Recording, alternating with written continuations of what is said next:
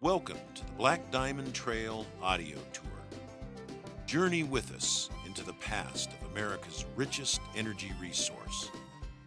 The voices you hear belong to members of Sheridan's early 20th century coal mining community.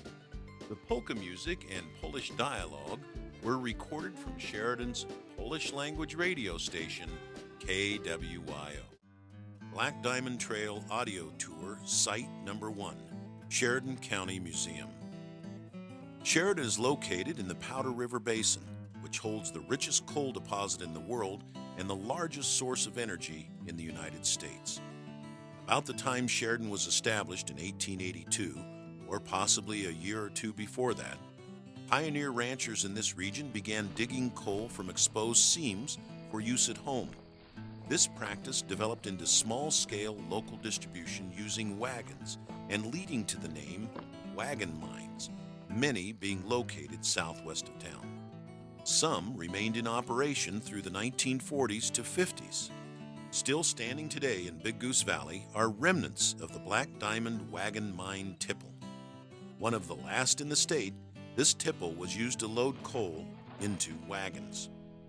Impacting Sheridan's economy and culture, however, were the commercial mines that operated in the coal-rich land north of town. These coincided with the arrival of the Chicago, Burlington, and Quincy Railroad in 1892. Throughout Wyoming, large-scale mining operations opened in the wake of new railroads, which carried the coal to larger markets. In fact, railroads often owned coal mines whose product fueled their locomotives. Sheridan's 2 CB&Q railroad stations can still be seen today along the tracks just west of the Sheridan County Museum near the historic Sheridan Inn. The original red wooden station is north of 5th Street, while the newer red brick depot is a block south of 5th.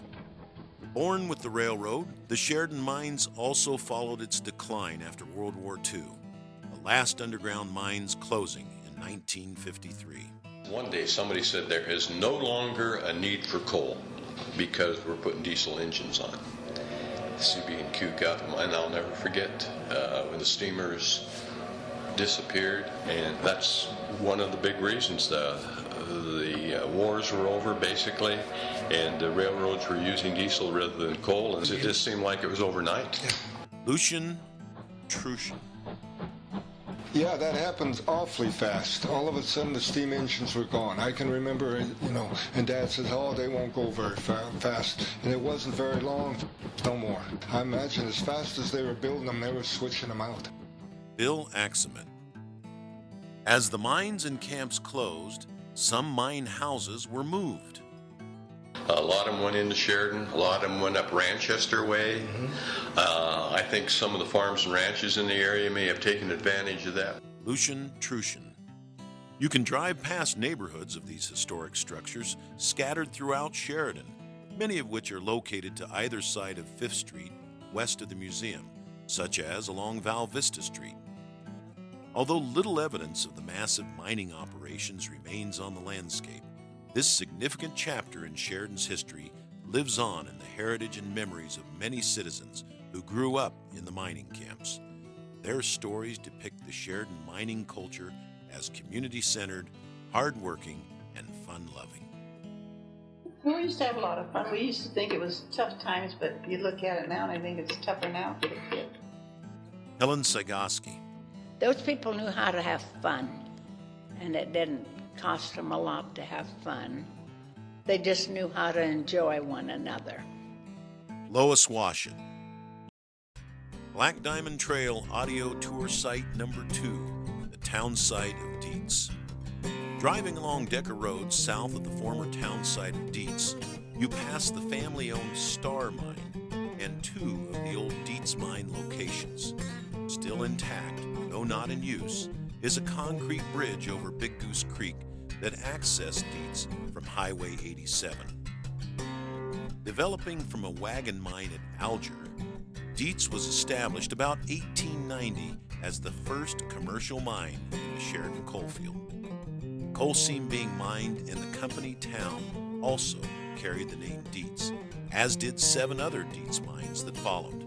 The last of the Dietz mines closed in 1923. However, People lived for some period of time in Dietz after the Dietz mines closed. So I think people were there and they were very comfortable there. They loved it and did not want to move. So. And they lived there until they were moved out. Until they were forced. Yeah. Leon and Lois Washut.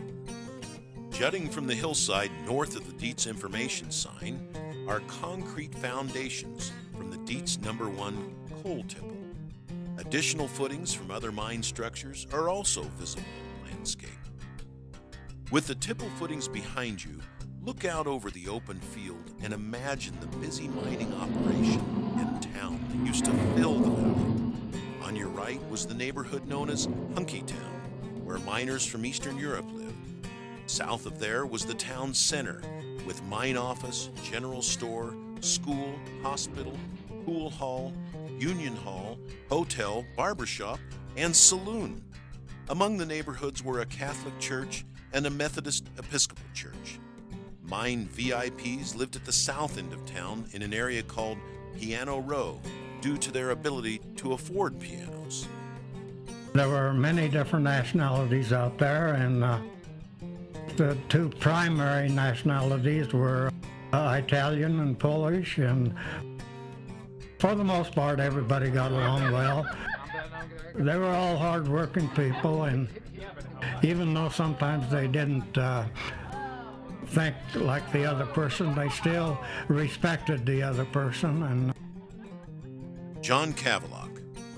By 1908, Dietz housed a population of 3,000 people. That's the size of Thermopolis, Wyoming today. And the commercial mines combined 10,000 residents, outnumbered Sheridan's 8,000. Most of the Dietz mines and other mines in the region were drift mines, tunneled directly into exposed coal seams in the side of hills, like the wagon mines.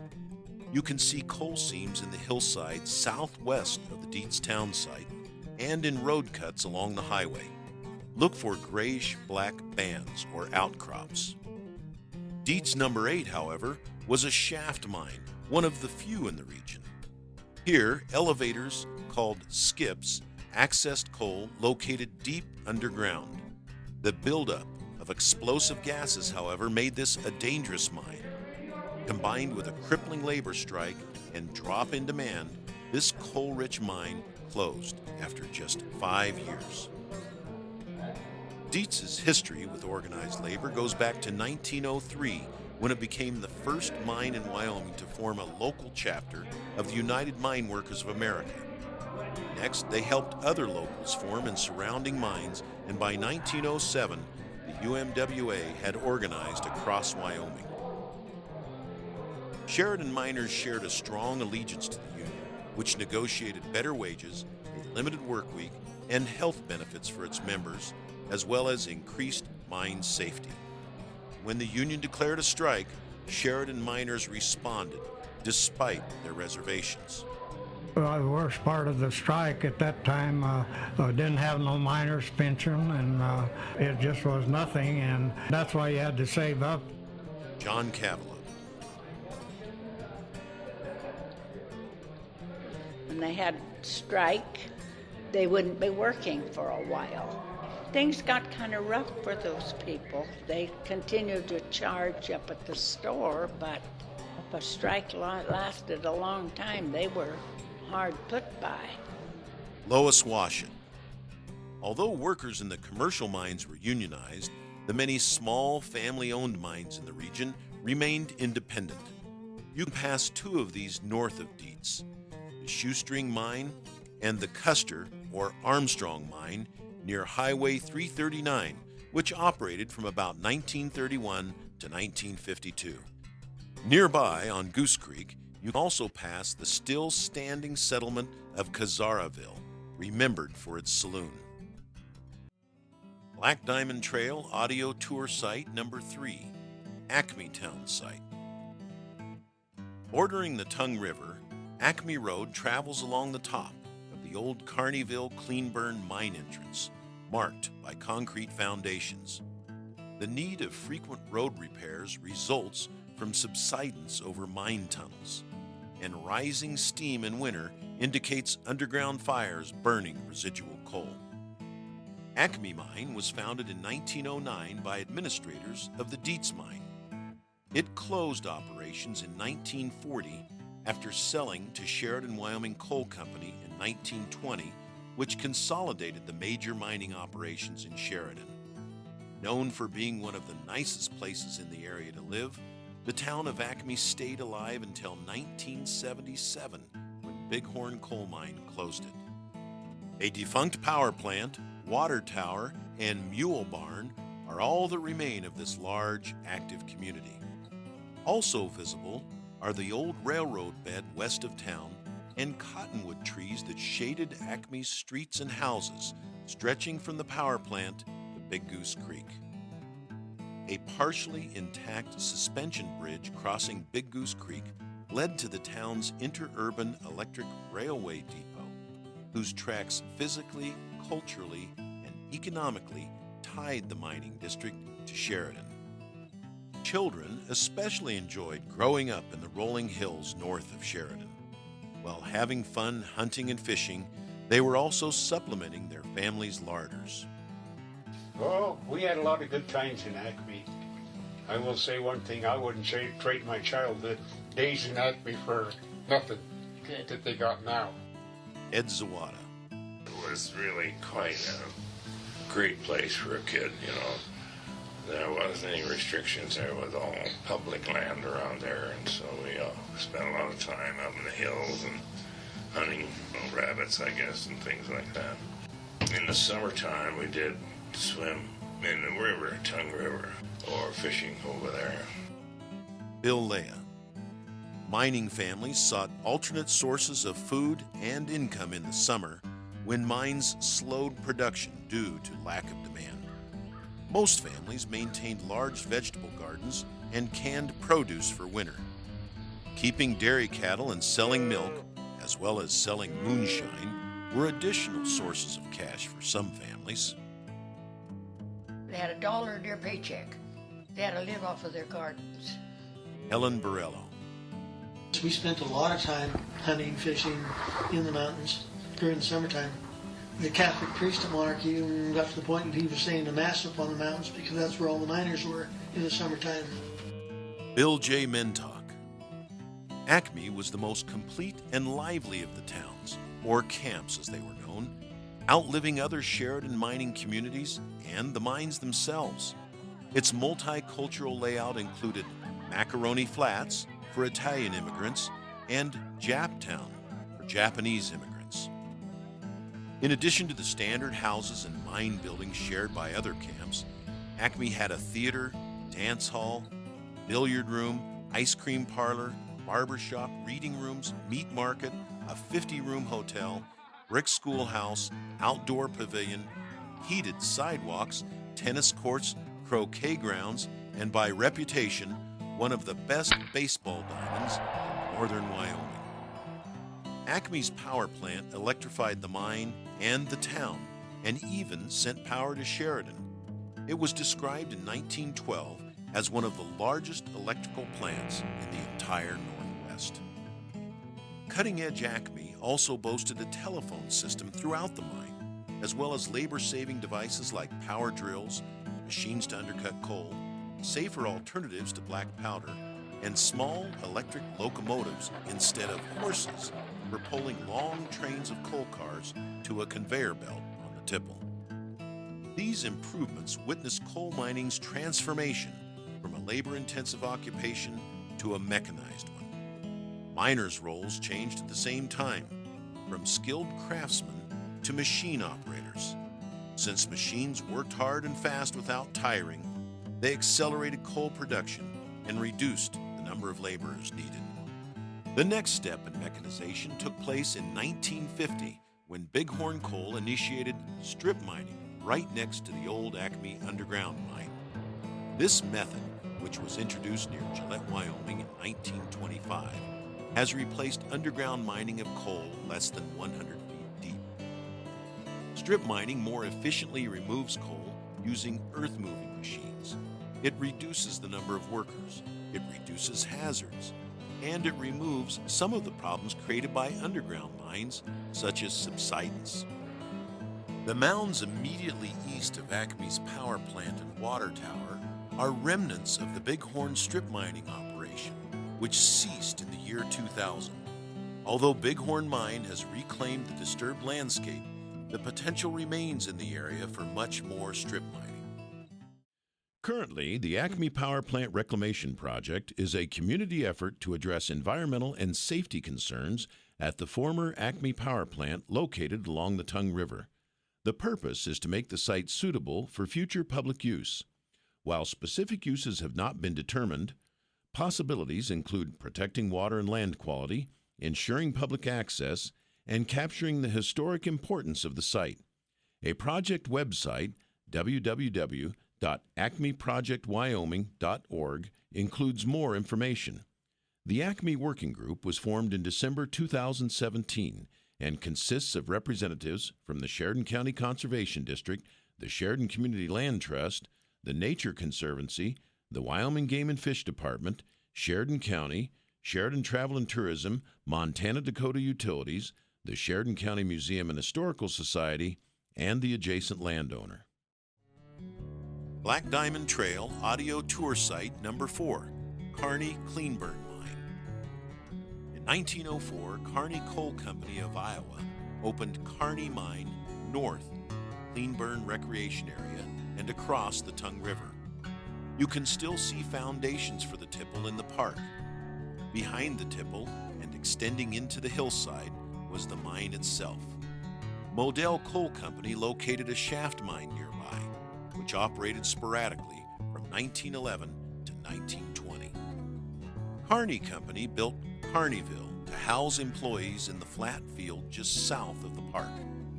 When Peabody Coal purchased the company in 1921, it changed the name to Cleanburn. The mine closed just 2 years later.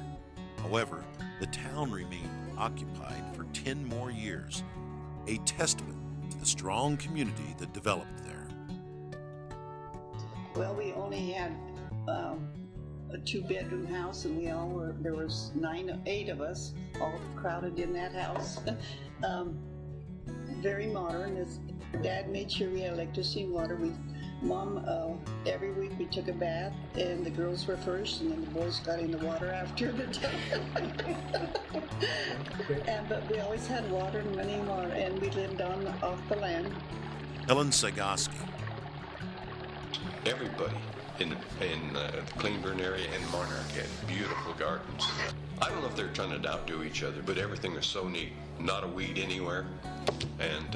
But boy, a lot of good produce came out of those gardens. My mother had the only canner in town. They would do everything at our place, and then that canner would go to the next place, over to Medea's maybe, and they would do all their stuff, up to Ketchum, over to Washits, and Leia's, and it just went around until everything was done.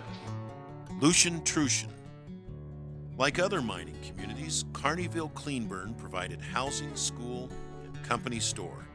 But it also had a Catholic church and cemetery that served the largely Catholic immigrants who came mostly from Poland and, to a lesser degree, Italy.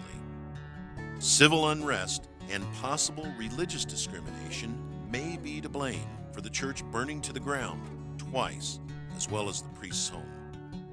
Kearneyville also harbored the region's favorite nightclub, Bruno's. While Bruno's was family-oriented, with music supplied by Kearneyville's Polish band, Monarch's Chicken Coop was a rougher joint. We had Bruno's every Saturday night. Every Saturday night.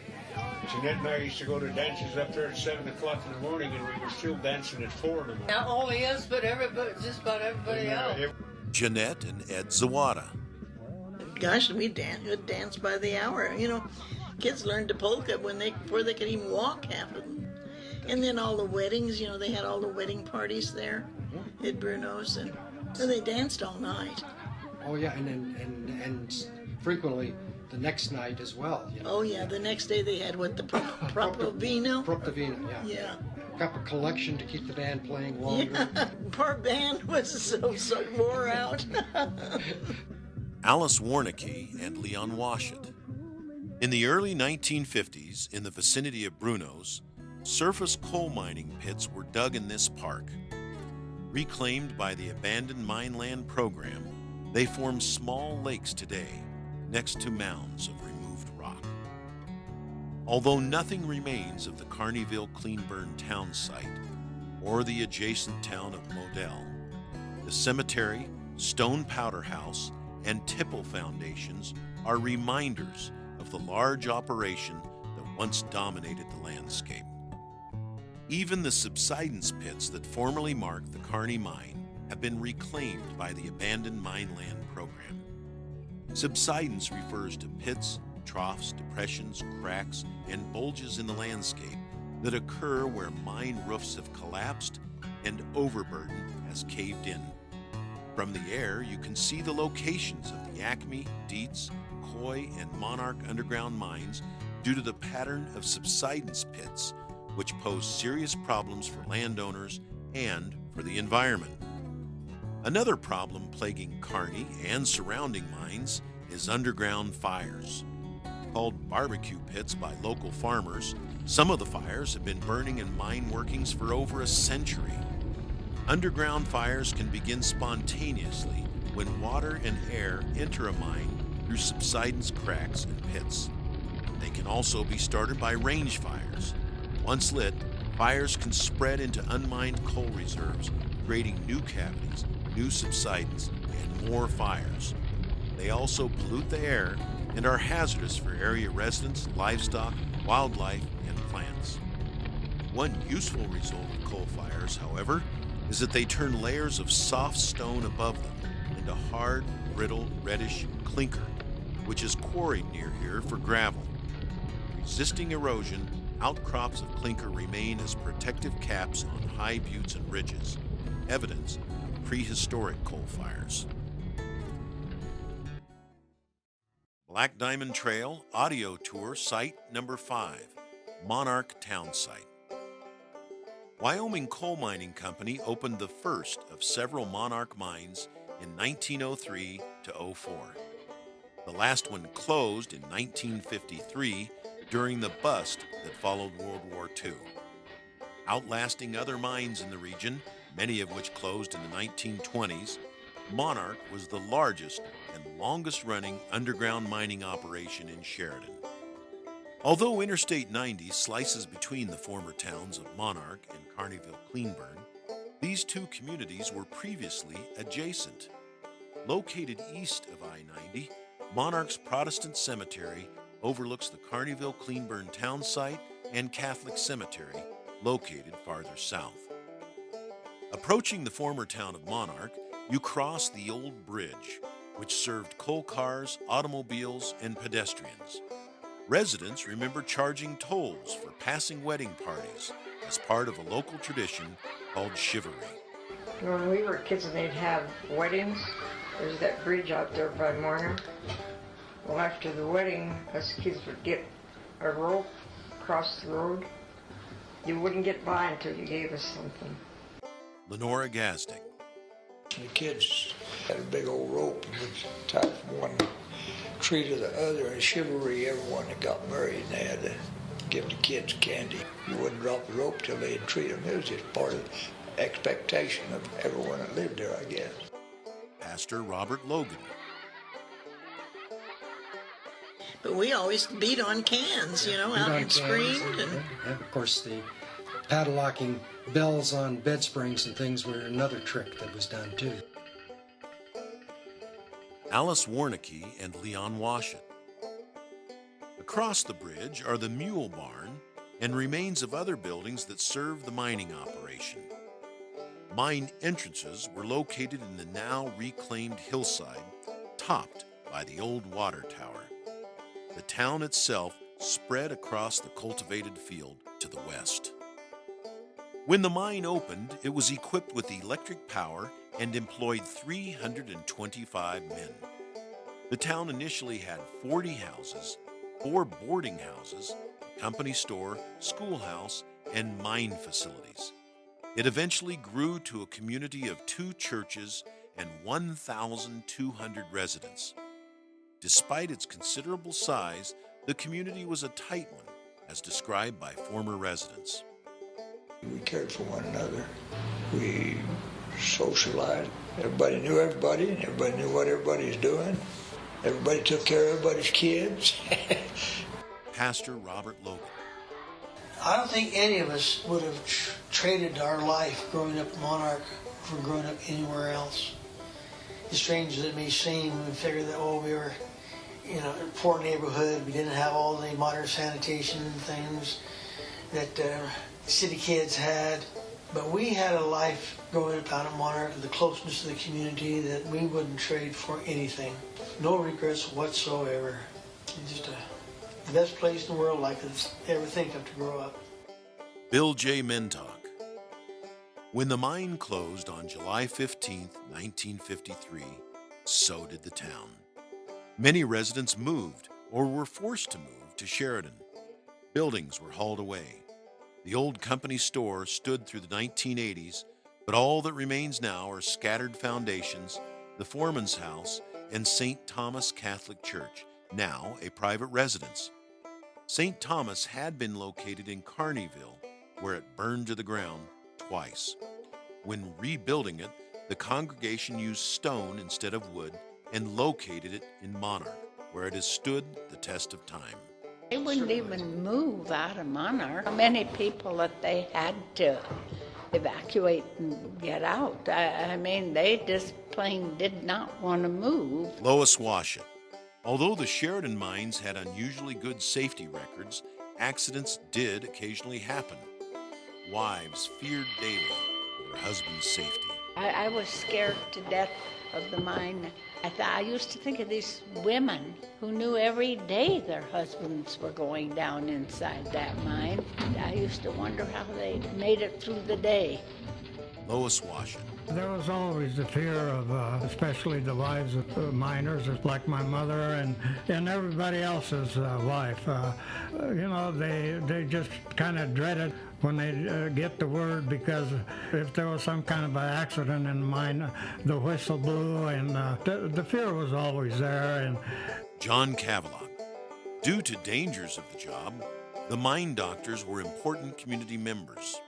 They were selected by the union, and they figure prominently in people's memories, not only for their aid to miners, but also to the families who went to them for snake bites, broken bones, and everyday needs. Dr. Clegg didn't have too much a competition, but he always wanted to make sure that he got reelected, so he always managed a week or so ahead of the election to get a couple of kegs of beer, and of course the beer was free. Doc Clegg always got reelected again. He was a mine doctor. John Cavalock. Dr. Pratt, who was the mine doctor for a few years, he was a good singer, and he was the one that formed this Polish choral group. Of course, they taught him how to sing in Poland, and they were really, I've got to say, very, very good. Lois Washut. In a community that revolved around masculine work in the mines, it's surprising that following Dr. Pratt, Monarch had a female physician, Dr. Kirkland. She was remarkably well accepted and was the last doctor to serve Monarch. Female doctor, a single female doctor, which was kind of neat and kind of a surprise, because here you're in a community of rough, tough coal miners and a female physician, but she worked out perfectly fine. And she fell in love with one of the local residents, Andy Kuchera, and they later married. To my knowledge, she was always accepted. I can't remember people questioning, what is she doing here, or anything like that. Lucian Trushin. And I think a lot of the women did like it. Alice Warnicki. Black Diamond Trail Audio Tour Site number 6, Coy Town Site. The Coy Mine and Town Site were located 3 miles west of Monarch and 2 miles southwest of the present Coy sign kiosk on Highway 345. The mine was connected by spur to the railroad, which borders the highway. The old CB&Q Railroad, now called Burlington Northern, still carries coal trains along this route. Mined in other areas like Decker, Montana, the coal now just passes through this area. Coy Mine was established in 1906, followed by the town in 1907. The mine was sold to Sheridan, Wyoming Coal Company in 1920, which also purchased and consolidated Acme, Kearney, Dietz, Model, and Monarch. Their projections of mining coal here for the next 150 years fell short, however, and they stopped a few years later. Though the mine closed in 1922, the town of Coy was more successful. Despite being small with only 40 houses, it held on until the mid-1930s. General store, school, Hesco bakery and all. Having electric lights and indoor plumbing, for the most part, and being relatively large, with 3 to 5 furnished rooms each, Coy's accommodations were considered commodious. Gradually, however, houses were torn down or moved. Only foundations remain today. One building still present in the collective memory is a dance hall and bar known as 22 and a Half, which was located just outside town near the Provnick property. It was a favorite place in the teens and 20s to celebrate events such as Anna and George Ligursky's wedding in 1922. 22 and a Half up here on the hill, the old Provnick place. There was a saloon there, and they had the way they kept the beer cold before refrigeration is they had an ice house that was buried in the bank down below the bar, and then there was a storeroom next to it there. The younger kids, if they snuck around real carefully, they could sneak around without anybody seeing them and get in the storeroom and steal some beer. That used to happen quite often, I guess. John Booyah. Coy was also known for its big 4th of July event, enjoyed by neighboring communities as well. The town had a strong sense of community, patriotism, and pride. It flew an American flag over the mine. Mine owner, Peter Coy, lived the American dream. He rose from grocery boy at a very young age to wealthy financier, philanthropist, and Wyoming state senator. Peter Coy had moved from Chicago, where he had worked his way up as an orphan boy from being an errand boy and spittoon hauler to become ticket agent. Then he ended up owning the ticket agency, saw the advantage of coal in the railroad era, and came out to Wyoming, scouted it, sold the ticket agency, and with the proceeds of that ticket agency, bought a mine, which was Coy, and put together a town, hired the Polish people, many of whom have families here to this day, to come and work on the mine. Pete and Alan Simpson. The mine was doing well when Peter Coy went to the World's Fair. There he saw a diesel engine, and reading the writing on the walls, he said, "It's time to sell." So he sold the mine in 1920. Coy was a large mining operation that differed in several respects from its peers of Monarch, Kearney, Acme, and Dietz. One thing, it was not corporately owned. That may have been the reason behind its increased concern for safety and comfort of its workers. Mr. Coy specifically solicited Polish and English miners, saying they fought only with their fists and would not kill each other with knives and guns. Also, the mining method practiced here differed from surrounding mines. It was called the panel system as opposed to the room and pillar method, and involves sealing off each panel with concrete after it was mined to prevent fire. The mine also practiced many safety features not seen at the larger mines nearby. At Coy, they also used white calcimine on the walls of the mine shaft to make it brighter. My dad always said that he just liked to work in Coy coal mines a lot better than any other mine he ever worked in, because he said it just felt like he was, when you come in there, just as light as it could be. Joe Gorel. Traveling west toward Ranchester from Coy, you pass several other smaller mine sites such as Riverside, Black Mountain, and Welch, named for Bill Welch. And traveling south toward Monarch, you pass ranches developed by Polish families. Initially drawn to this area by the mines, they later established farms and ranches in the region. For example, Gursky, Bujak, Bosik, and Leah. To conserve their land for the sake of wildlife, beauty, and the environment, the Bujak family established a conservation easement covering their entire ranch and protecting it from development in perpetuity. This effort also preserves a piece of the hills and creeks cherished by former residents and belonging to Sheridan's coal mining heritage. We've come to the end of the Black Diamond Trail audio tour. We hope you've enjoyed your trip into the past. This tour has been brought to you by the Wyoming State Historic Preservation Office and the Sheridan Community Land Trust. Narrator, Mayor Dave Kinski. Audio engineer, Ed Quicklin. Research, script, and podcast production, Toxie McMillan Design Associates, LLC. Special thanks to Sheridan County Fulmer Library's Wyoming Room, Sheridan County Museum, David A. Pollan, and the Sheridan Community Land Trust Historic Workgroup.